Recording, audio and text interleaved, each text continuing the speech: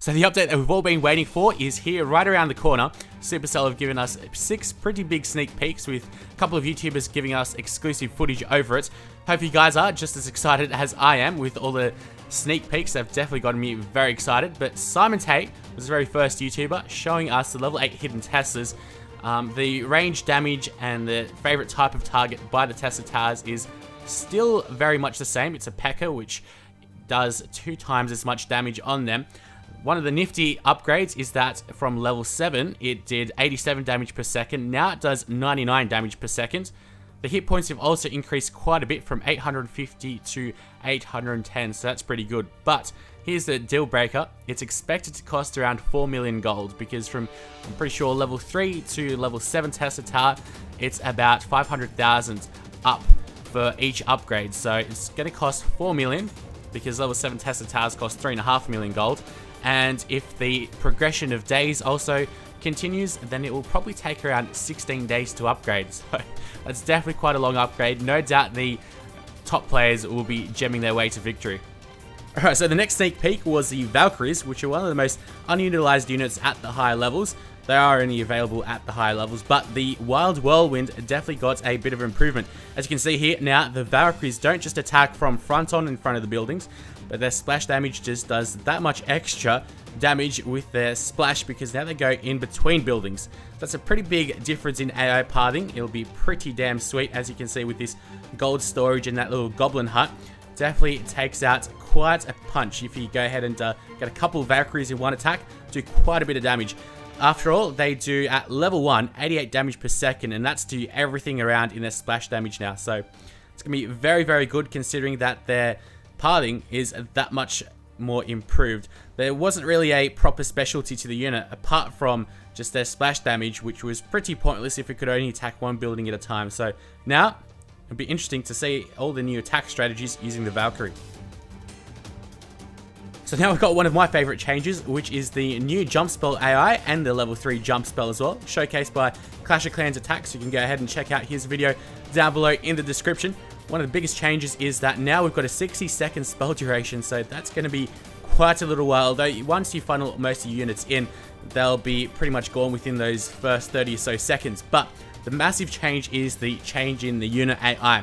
So this is the previous unit AI, how you can go ahead and get your Pekkas, destroy everything, deploy your jump spell, but the Pekkas on the outside, they won't realize and they won't follow the path of least resistance. They'll just keep on barging through that wall.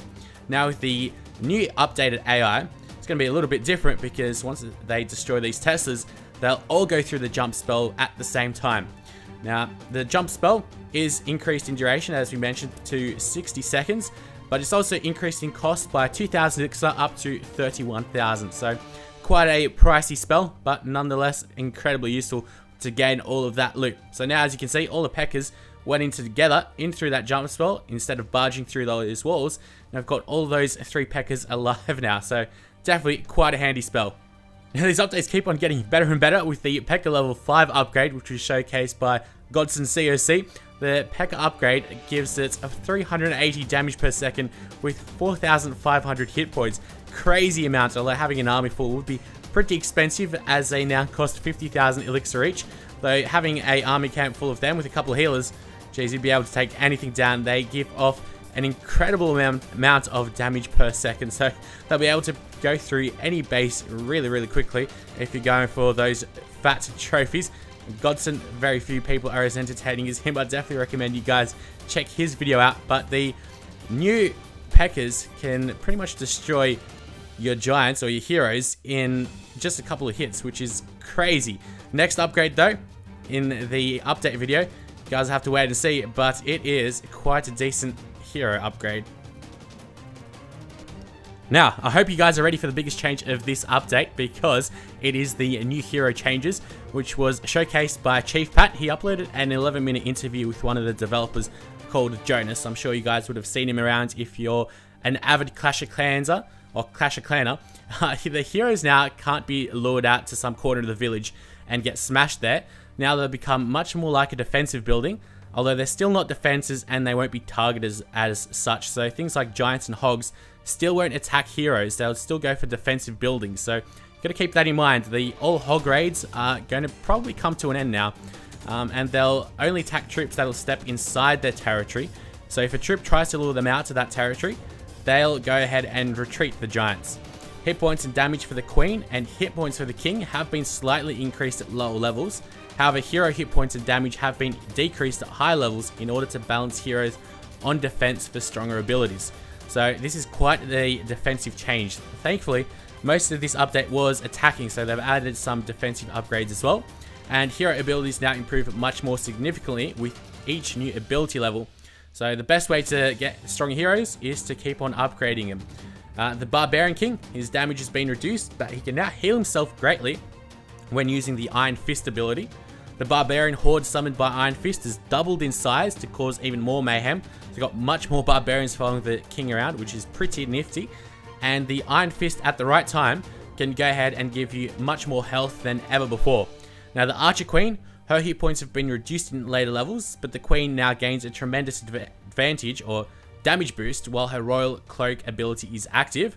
The duration of the Royal Cloak has been greatly increased in lower levels to help make sure the Queen has enough time to learn her most powerful of shots, and use the Royal Cloak at the right time to help the Queen hit important targets harder than she ever could before. So that's definitely one of the biggest changes to the game, but a massive game changer in terms of the strategies.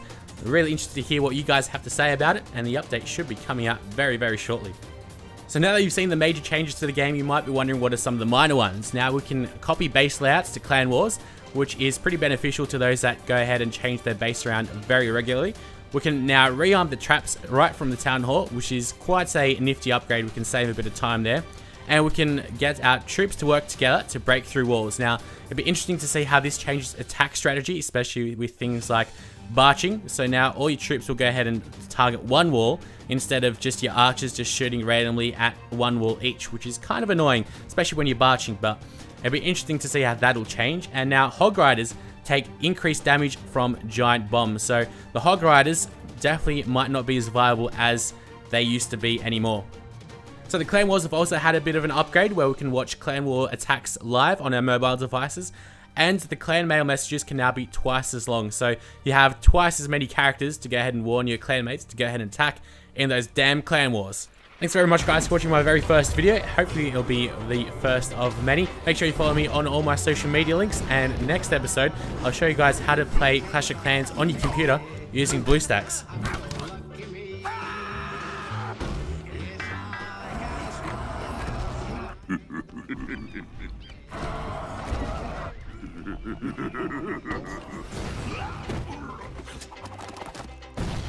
We're gonna need more barbarians. Did someone say Hog Rider? Yeah! No, barbarians.